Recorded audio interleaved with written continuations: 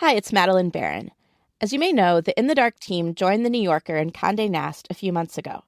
Since then, we've been hard at work on Season 3 of In the Dark. It's a big one, and I can't wait for you to hear it.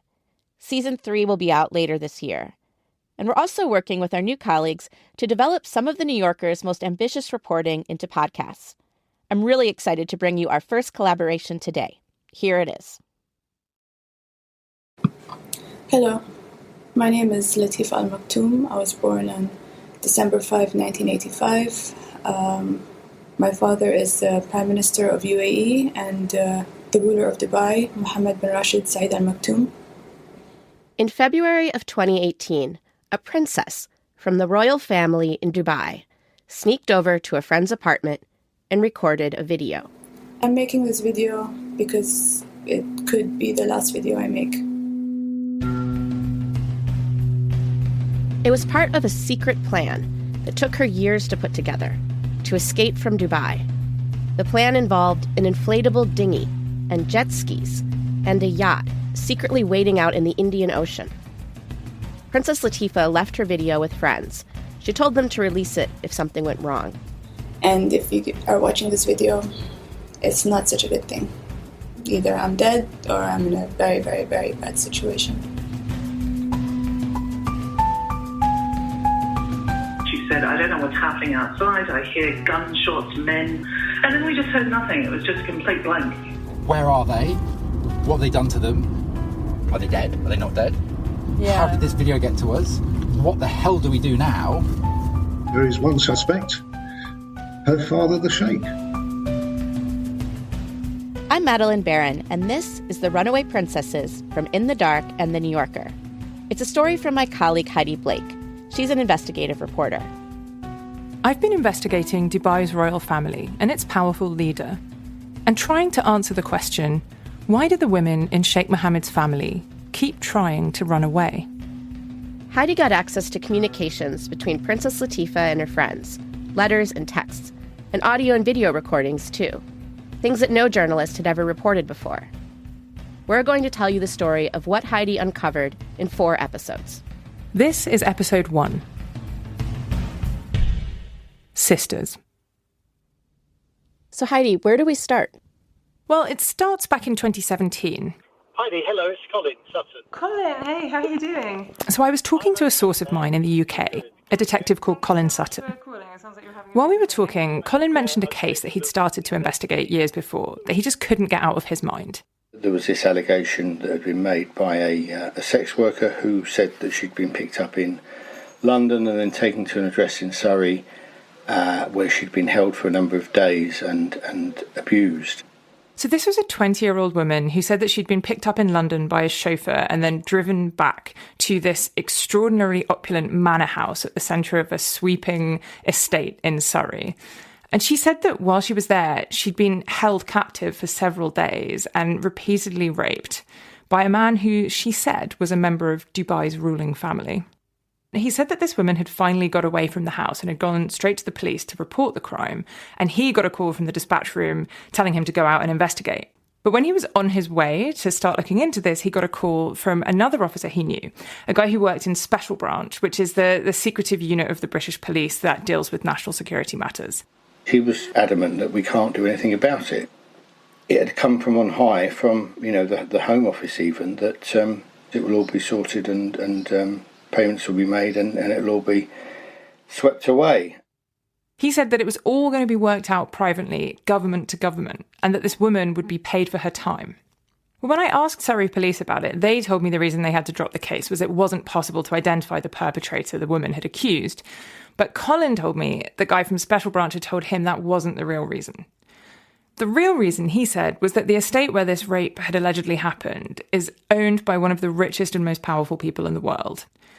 A man with connections to world leaders, not just in Britain, but all around the globe. His name is Sheikh Mohammed bin Rashid Al Maktoum. And what Colin told me was that the British government didn't want to damage its valuable relationship with him. Sometimes things that involve national security or things that involve great questions of state and the whole country are deemed to be bigger than one individual's crime or one individual's victimisation. And we might not like it, but I was realistic enough to understand that that's the way the world worked and that was what was going to have to happen. That is an incredibly rare thing to hear a police officer admitting. He was actually telling me I was told to drop a case for political reasons. That's almost unheard of. I should note that a spokesperson for Surrey Police said their inquiry was thorough and there was no evidence of government meddling. But when I dug more into the sheikh who owned that estate, I found that this was far from being the only time that a woman had tried to escape one of his properties after claiming that she'd suffered appalling abuses. Nor was it the only time that powerful foreign governments had taken his side.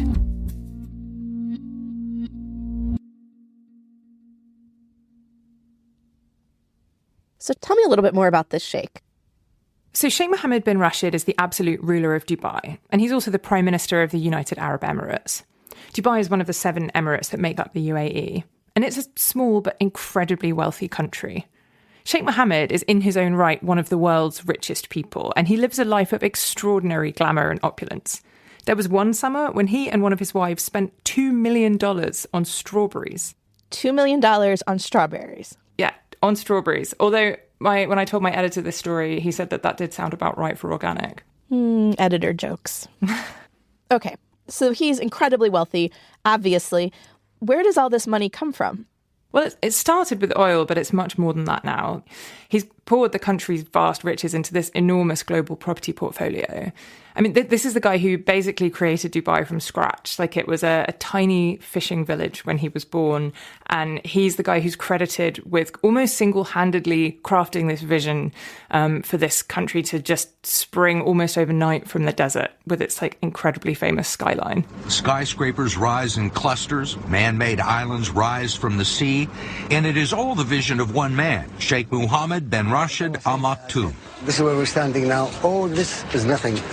This was desert. And look now, all what you see. Dubai's airport is now the world's busiest international hub, and Dubai has the world's tallest building and its most luxurious hotel, and even an indoor ski slope with live penguins. Live penguins? Live penguins, no less. Everything they do on this incredibly extreme scale. They have these man-made islands, there's one in the shape of a palm tree, and then there's another archipelago which represents a map of the entire world. And there are even plans to build a gigantic replica of the moon. It's going to cost $5 billion, and they're planning to perch it on top of one of the city's tall buildings. It's like this fantasy place where someone can come up with the wildest thing and they're just like, we have all the money, let's just make it. And let's make it on an extraordinary scale. Right. And it's all at the direction of the ruler, Sheikh Mohammed. And he's a really fascinating character. So at home in Dubai, he cultivates the image of a traditional Arab leader. He styles himself as a family man and he writes Nabati poetry, which he publishes on his Instagram page and on YouTube and on his own website. It's pretty florid. Sheikh Mohammed is also a champion endurance horseman. He's the world's biggest owner of thoroughbred racehorses. Horses have a really special place in Bedouin culture. But his stature in international horse racing also earned him a valuable relationship with the late Queen of England, who herself had a passion for the sport. Really? Yeah, she would actually often invite him to sit with her in the royal box at Ascot. And he's close to a lot of really powerful people. He's a very important strategic ally to Western governments, particularly after 9/11, when Dubai really cracked down on terror financing through its banks, and also became the US Navy's biggest foreign port of call.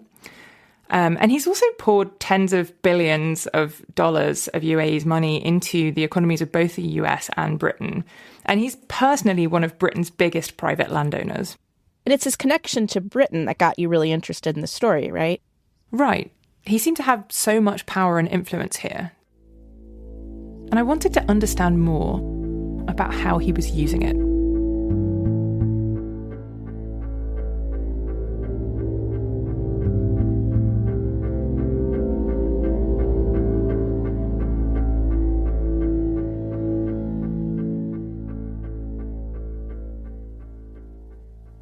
So how do you get started investigating someone like this, someone this wealthy, this powerful, this connected?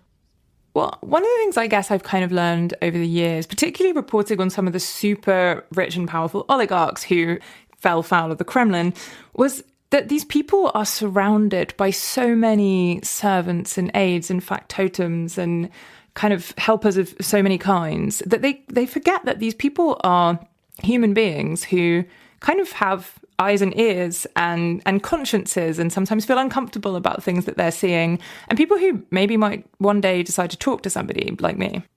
And so I figured, well, let's go talk to some of those guys. Hello. Oh, hello, is that Mr. Sinabad? Yes, speaking. Hi, yes, Heidi here at the New York... So while I was rooting around looking at Sheikh Mohammed's former employees, I saw that there was one man who'd filed an unfair dismissal claim against him. And this guy had worked for Sheikh Mohammed as a chauffeur for 17 years before he was let go. His name is Jure Sinabad. I asked him what it was like working for Sheikh Mohammed. Well, it'll take a long time and serious conversation. He said it would take a long time to answer that question. And I said, well, great, let's take a long time. So we ended up talking for at least 2 hours on the phone that day. And then we spoke a bunch more times. And we met in person several times as well. What did he tell you? So he told me he'd worked for Sheikh Mohammed for 17 years. And during that time, he told me, and actually he told me this unprompted. I didn't even ask him about this. He just volunteered it, that he had been asked to bring limousines full of young women night after night back to the estate where Sheikh Mohammed was staying. He didn't know exactly what was going on inside the house, but he just knew he got a call when it was finished. And when he drove them home, they'd be counting money in the back of the car. The women were obviously well compensated for what they were doing, but he told me that some of them really weren't happy. And he was haunted in particular by the memory of one young woman. He remembers picking up a group of them at the estate at the end of one night and dropping them back in London. They all came out, but she stayed in the car crying. Oh. And the blood at the seats. Blood on the seats? Yes. It was blood next to her where it was sitting on the floor. On the floor. So it made me feel sick now. She was shivering, like somebody who cried but doesn't cry loud, like a dog. I don't know if you understand what I mean. I know what you mean, whimpering. Whimpering, yes. Yeah, yeah. And then he told me another really awful story as well. He said there was another occasion when a woman had tried to escape from the house and had been chased into the bushes and beaten by a member of Sheikh Mohammed's staff. He said that she came out half-clothed, and he was then tasked with driving her back to London. And he noticed when she got into the car that her body was covered in bruises. And he told me that she cried all the way home. After speaking with him at length, I tracked down a group of other drivers who'd worked for Sheikh Mohammed over the years, as well as some of his former bodyguards and other members of staff. And several of them confirmed what Sinabad had told me about the way that, these carloads of women were brought back to the estate every night. We should note that Sheikh Mohammed's attorneys deny that he exploited sex workers. So you were the first reporter to really figure out that this was going on, and that would have been a big story all by itself. But you end up reporting that it's not just sex workers who are trying to escape from the Sheikh's palaces and getting no help from police. No. Because the next thing I learned was that several women in Sheikh Mohammed's own family had also tried to run away from him, including 2 of his own daughters. These women were willing to risk everything to get free of his control, even their own lives.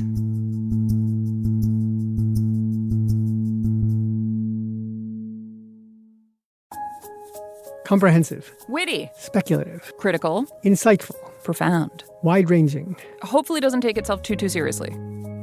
I'm David Remnick, and each week on the New Yorker Radio Hour, my colleagues and I try to make sense of what's happening in this chaotic world. I hope you'll join us for the New Yorker Radio Hour, wherever you listen to podcasts. Thoughtful. Exquisite. Just, real.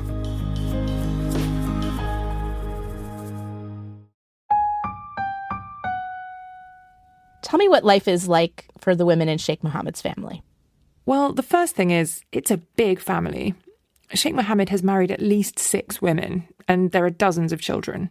And the royal women are kind of paraded as emblems of female advancement. One of Sheikh Mohammed's daughters was recently featured on the cover of Vogue Arabia, and another of them is a taekwondo athlete and represented UAE on the Olympic polo team. And this is all part of an image that Sheikh Mohammed has carefully curated. He's built a reputation as a champion of women's rights in the region in his efforts to build relationships with Western governments in particular. Recently, his government passed a law guaranteeing women equal pay for equal work, for example, and he's elevated 9 female leaders to cabinet positions. And many of those women's rights initiatives are actually spearheaded by another of his daughters. So it sounds like in public, it's this life of glamour and glitz and independence, but it sounds like from what you're saying that that's not really what's happening behind the scenes. No, well, exactly. So as I reported out this story about Sheikh Mohammed, I obtained a real trove of letters and audio recordings and videos from another of his daughters, Latifa. Hours and hours of audio and video, and then just hundreds of letters and messages and texts and emails that she'd shared with friends over the course of a decade. And it provided just an extraordinary insight into what life is really like behind those palace walls for women in Dubai's royal family. Latifa was very careful to leave a record of her experience. She specifically said that she refused to allow the kind of misery and dehumanization she felt that she'd suffered at her father's hands. She didn't want that to be erased from the record. She wanted to make sure that an account of her experience survived. She knew that her life looked glamorous from the outside, but in her letters and in some of the videos she made, she recalls what sounds like a really awful childhood. When I was 6 months old, my father's sister wanted me, so she took me away from my mom. So Sheikh Mohammed had actually taken Latifa and her younger brother away from their mother and given them as gifts to his childless sister.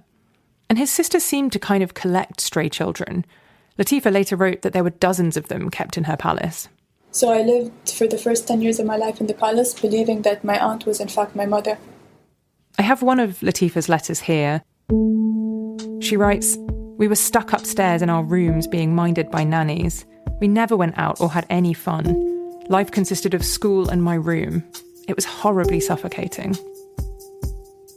Latifa recalled these bizarre occasions when her aunt would bring in teams of photographers. She wrote, "They would dress me up like a doll, in jewels, dresses and makeup, and sometimes they would bring in puppies or different animals to use as props. And as soon as the photo sessions were over, it would all be taken away. I found out that she used to send those pictures to my mother to show her how happy and spoiled I was, when the reality was completely different. I remember as a kid always being at the window, watching people outside and wishing I was free." And she said that her aunt, who she thought at the time was her mother, was also abusive. She described one really awful incident where her aunt apparently burst into the room where she was with some of the other kids and beat them till their bodies were covered with welts. Latifa had no idea that she had sisters. Occasionally, she was sent to visit her biological mother and the 2 sisters who still lived with her. But she thought that her mother was her aunt and that her sisters were her cousins. One of those girls made a particular impression. Shamsa was 4 years older than her. And Latifa wrote to a friend that she seemed full of life and adventure. She was a real thrill seeker, but also a compassionate person. And then, when Latifa was around 10, she learned the truth. Her aunt turned out to be her mother, and Shamsa was her sister. So yeah, for the first 10 years of my life I was living a lie. Then I discovered who I was, and I was fighting to go live with my mom. And Shamsa was fighting for us to go live with her. So somehow, Shamsa, this 14-year-old kid, managed to persuade the family to allow Latifa and her brother to go back and live with her real mother, and with Shamsa. I saw her almost as a mother figure, because she really cared about me. I would speak to her every single day. I always saw Shamsa as this person who rescued me. Finally, Latifa was reunited with her family, but actually life in her mother's house was far from ideal. The girls weren't allowed to pursue higher education, and that was something that caused a lot of conflict between Shamsa and Sheikh Mohammed.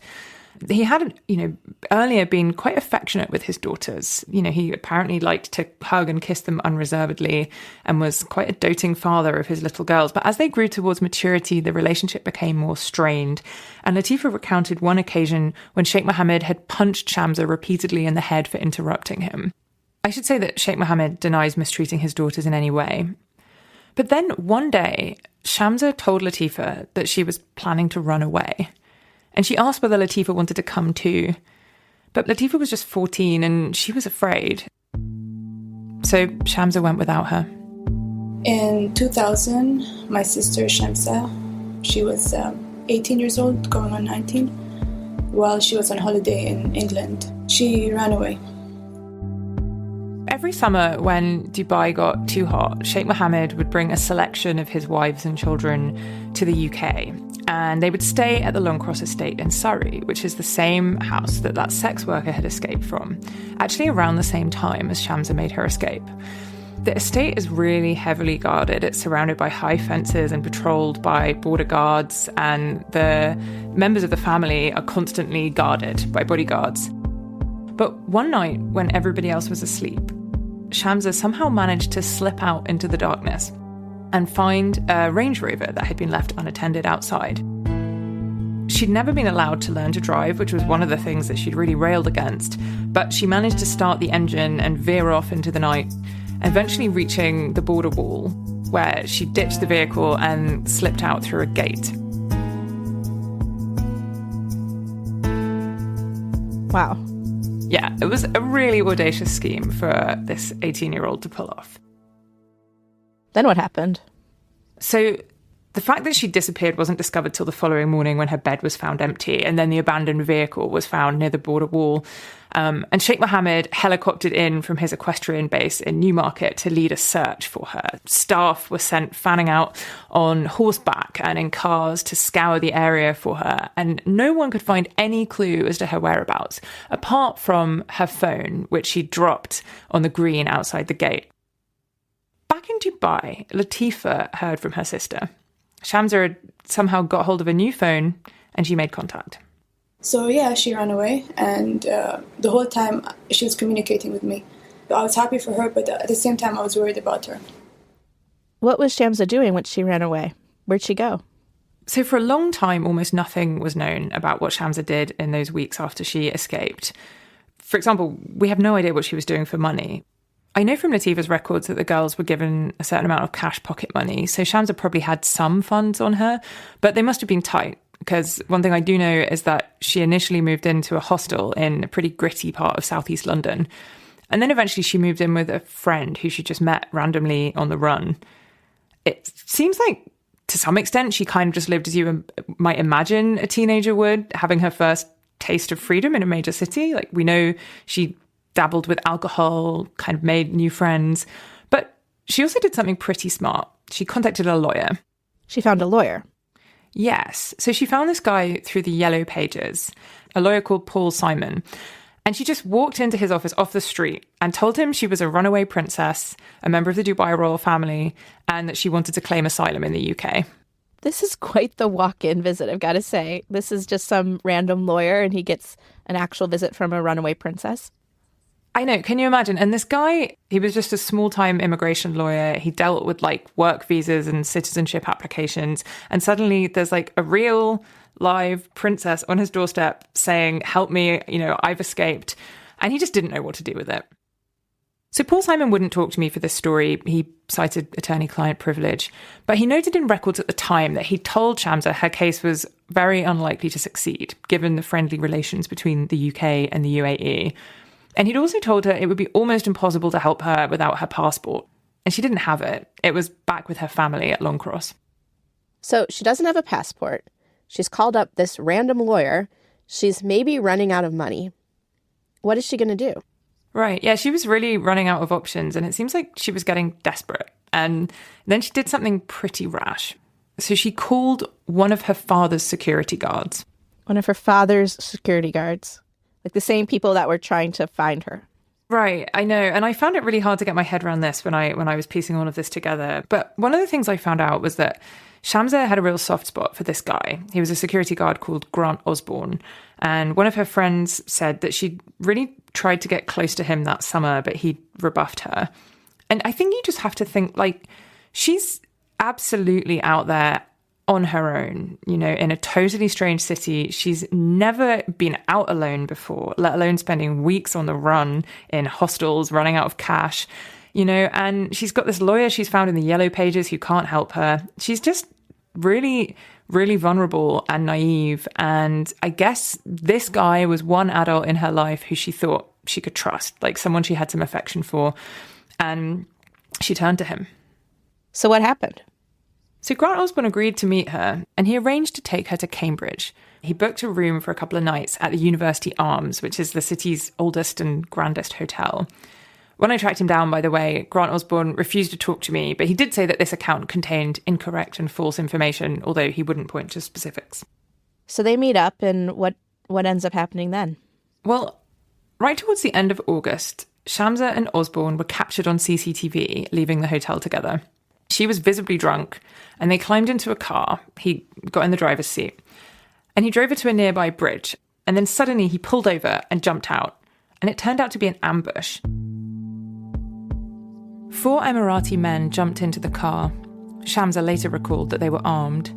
They drove her back to her father's estate at Newmarket, and she spent a miserable night in the manor house. Then, at first light, the next day, she was hustled out of the country.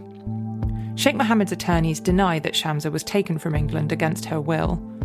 But before she vanished, Shamsa had managed to make one last desperate phone call to say that she'd been abducted and was being held captive, to beg for help.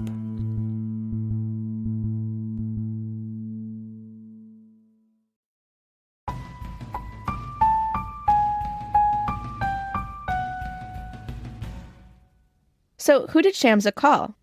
Well, we don't know quite who she meant to call, but she ended up leaving a message on the answering machine of a woman in Surrey called Jane Marie Allen, who was actually away at the time on holiday.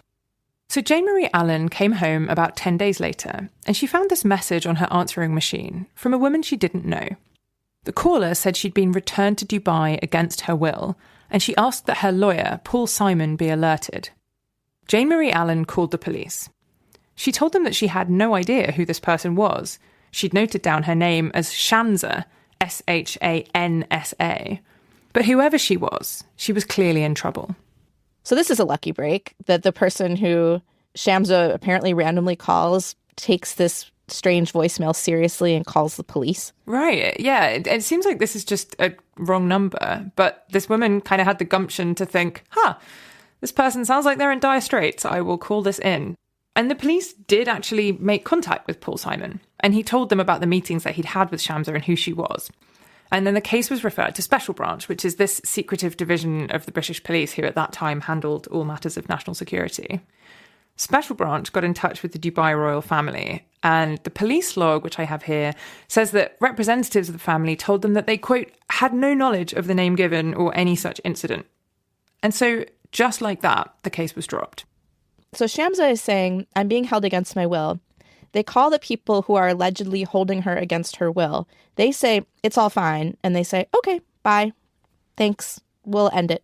That's the end of that. And this is like one of the first of many incredibly frustrating moments where Shamsa and other women like have the guts and the resourcefulness to get the word out that they're trying to escape, that they need help, and authorities just look away every time. And what was the reasoning that they gave for dropping it? Well, so in the police log, it says that they'd agreed with Simon that if Shamsa had a phone, then surely she could just call the police herself. She didn't need his help. But they were wrong about that. Shamsa clearly had access to a phone for a while during the kidnapping, but by then she was being held completely incommunicado in prison. So 6 months later, she had to devise an even trickier way to get yet another message to her lawyer. This time, she persuaded one of the prison attendants to smuggle out a note, which was hidden in her hair. In her hair. So Shamsa's taking a huge risk, but it also sounds like this woman who works for the royal family is also taking a huge risk, helping her smuggle out this secret note. Right. This story contains so many extraordinary feats of daring by people who were willing to take huge risks to help these princesses who were in trouble. At the same time as you have these incredibly frustrating examples of official incompetence or worse on the part of people who actually did have the power to help and chose not to. So what does the note to her lawyer say? So I actually have the note right here. It says, I don't have time to write in detail. I'm being watched all the time, so I'll get straight to the point. I was caught by my father. He sent 4 Arab men to catch me. They were carrying guns and threatening me. They drove me to my father's place in Newmarket, where they gave me 2 injections and a handful of tablets. The very next morning, a helicopter came and flew me to the plane, which took me back to Dubai. I'm locked up until today. I haven't seen anyone, not even the man you call my father. I told you this would happen. I know these people. They have all the money, they have all the power, they think they can do anything. You said that if he kidnapped me, you would contact the Home Office and involve them. Now I'm not only asking you to report this immediately, I'm asking your help and to involve the authorities. Involve everyone. Wow, this is a remarkable note, I've got to say.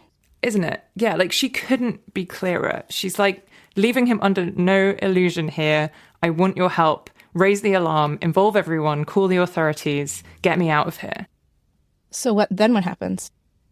Simon does call the police again, and this new report trickles slowly through the system over several months, back through the secretive echelons of Special Branch. And then one morning, it lands on the desk of another police detective in Cambridge named David Beck. My initial reaction was, this is a strange thing to land on a DCI's desk.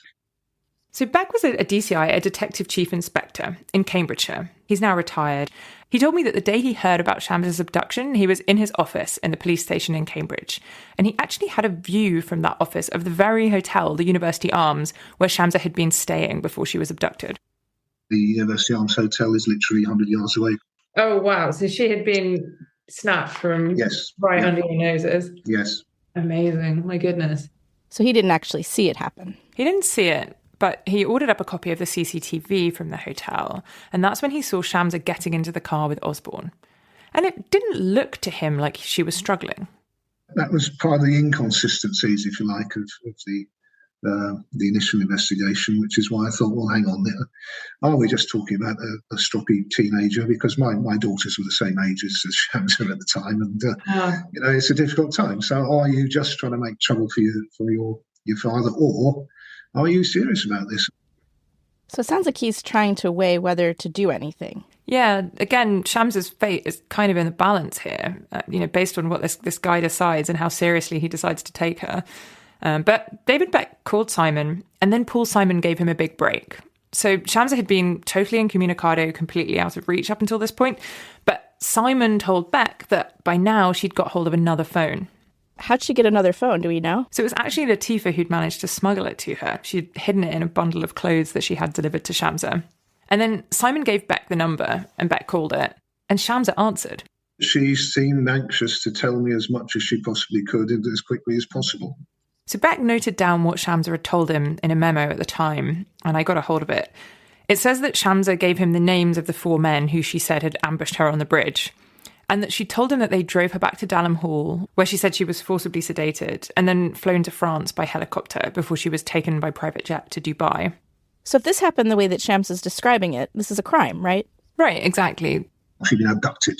Mm. Shamsa wasn't a child at the time. She was 18, and therefore under UK law was perfectly entitled to make her own life decisions. Detective Beck found a ton of evidence that supported what Shamsa had told him about the way she was abducted. And then word of his investigation leaked. The Guardian newspaper in the UK ran a story which mentioned that Shamsa had talked to detectives by phone. And all of a sudden, after that, Shamsa lost all contact with the outside world again. Oh, so the phone is probably gone, right? Right. Like Latifa said that she had no way of getting in touch with her sister. And Shamsa had worked so hard to establish that line of communication with the outside world, and then again and again to get the word out to the authorities that she wanted their help, that she didn't want to be held in Dubai, that she wanted her freedom. And now she's just in the dark, completely on her own, out of contact. And David Beck is her only hope. And so what he did next was he tried to get permission to travel to Dubai to take a statement from her. And the way that works in the UK is that those requests are filed through the Crown Prosecution Service. On this occasion, Beck was told that this was going to have to be routed through the Foreign Office, which was the first unusual thing. And then the next thing he heard was that permission had been refused. Why did they refuse it? Well, Beck said that they didn't give him a reason, and actually, he didn't even ask. It was kind of what he'd been expecting to happen. It was annoying, really, because yet again, this diplomatic immunity thing, and because you're a rich and powerful person, you can effectively break any law you want in our country and get away with it. That's always stuck in my craw. But it's, those sort of decisions are taken way above my pay grade, and you just got to go with it as the fact that it's happened and move on, I suppose. So he dropped the case. Yeah, once again, the cops dropped the case and just totally abandoned Shamsa to her fate. What he called it was an undetected crime. It's what you and I might think of as an unsolved crime. As things stand, there's an undetected crime of kidnap on Cambridge Constabulary's files, for which there is one suspect, her father, the Sheikh. So essentially, it sounds like he dropped it because of this interference from the government that was getting in the way of him being able to investigate.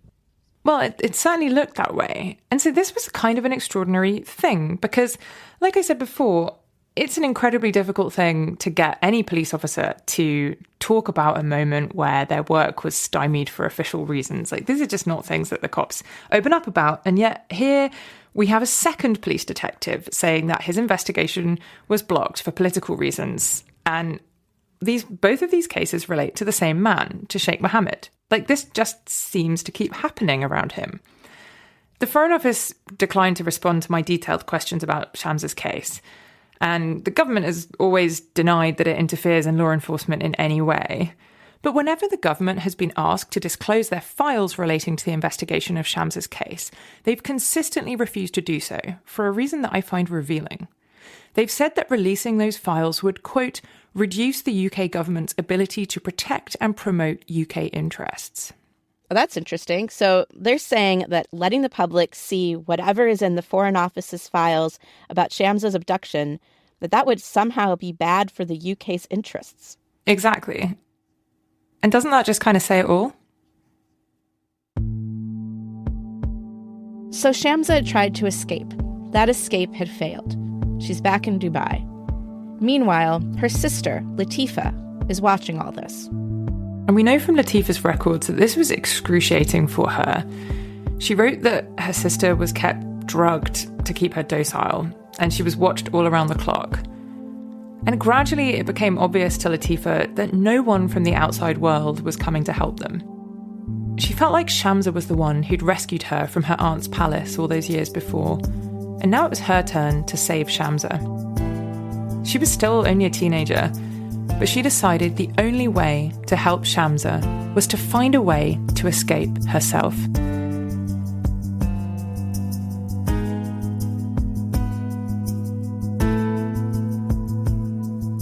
That's next time on The Runaway Princesses.